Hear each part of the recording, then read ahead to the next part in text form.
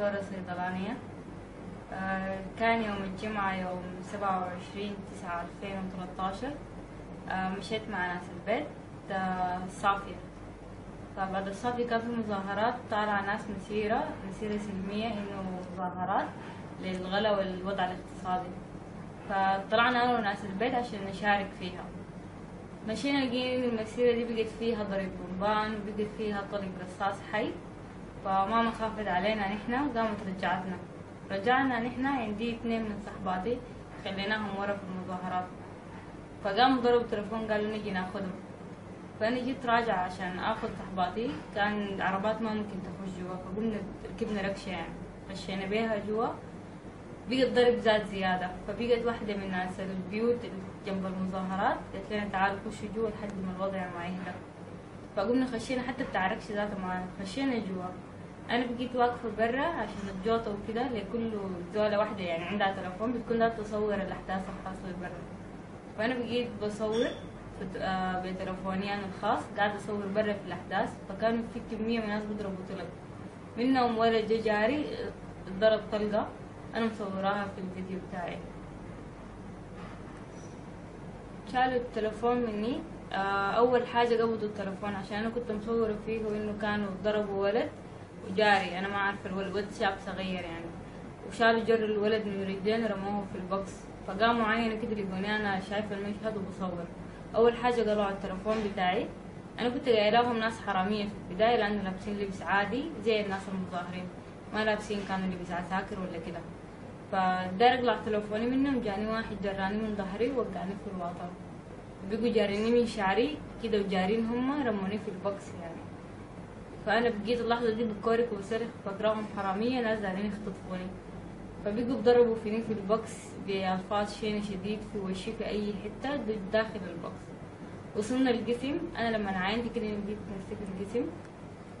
جروني من شعري ورموني في البوكس. فبيجوا بيضربوا فيني في البوكس وبيقولوا لي ألفاظ بذيئة شديد، يعني ألفاظ ممكن تكون بتوجع أكتر من الضرب. فوصلنا القسم بتاع الصافية، قسم صافية بحري. أول ما نزلت دفروني وقعت على وشي. فبيجوا تاني بجروا فيني وشغالين بيضربوني ببنج.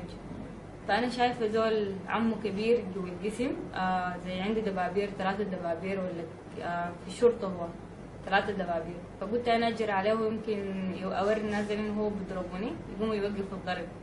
فمشيت كلمت بتاع عمو، الناس قاعدين يضربوا فيني شديد.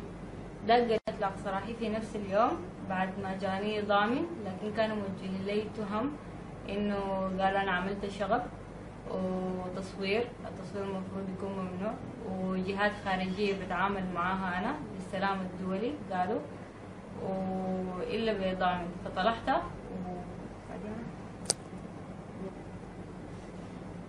شنو؟ ايوه كل شيء. طيب يا سمر، انت قلتي انه نزل عذبوك واستعملوا معك اساليب وحشيه في تعذيب، ممكن تورينا لها؟ اول ما بدا ضربوني هنا في وشي كان بنج خفيف قويه في وشي، انه هنا أسي هي خفت من اول يوم. تاني هنا في نخرتي وفي المنطقه تحت العين. بعديها تاني اتضربت بالمسدس في راسي هنا بآخره. فدي أنا أغمى علي بيها، بقيت تاني ما حاسة. أول ما صحيت بقى بيضربوني ضربة هنا جات. ده كان بالصوت، عندهم صوت قوي كده زي خشب. فضربت هنا وهنا. بعديها تاني بالمسدس بورا، بالمسدس نهاية المسدس الطويل فيه خشبة في النهاية. قاموا ضربوني هنا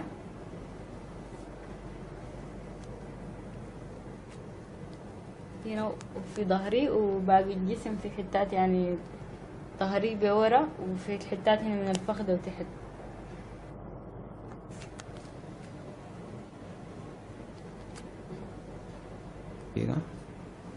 دي ضربة هنا برضو بالكلاشينكوف، نهايته في حاجة طويلة فيها خشبة. فقاموا ضربوني بقى هنا شديد. فأسير هنا برضو في ظهري بورا، في حتات برضو باقي ظهري هنا تحت ورجلي فيها ضربات شديدة في المؤخرة بورا. طيب تاني عملوا لك شنو؟ تاني بيجوا بالبود بتاعهم بيشلتوني في بطني. فأول ما بقيت بتضرب في بطني بقيت بعد دار استفرغ، فبيجوا الطرحة حقتي شايلينها وبيكتموا لي حسن كده شديد عشان أنا أقوم أبلع الاستفراغ بتاعي. أنا في لحظة كانت خنقت يعني، كان قربت إنه أنا في النهاية ما قدرت أستفرغ، في النهاية بلعت يعني. فكنت يعني في اللحظة دي كانت أتعب لحظات، قربت أختنق أموت.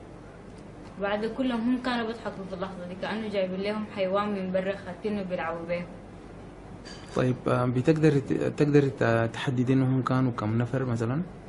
هو كان الجسم كله مهم. قاعدين ناس الشرطة بتاعنا الصافية، عليهم في ناس لونهم زي ترابي كده، لابسين ترابي مبرقع بدباباتهم برا. كانوا اللي كانوا بيضربوا أكتر ناس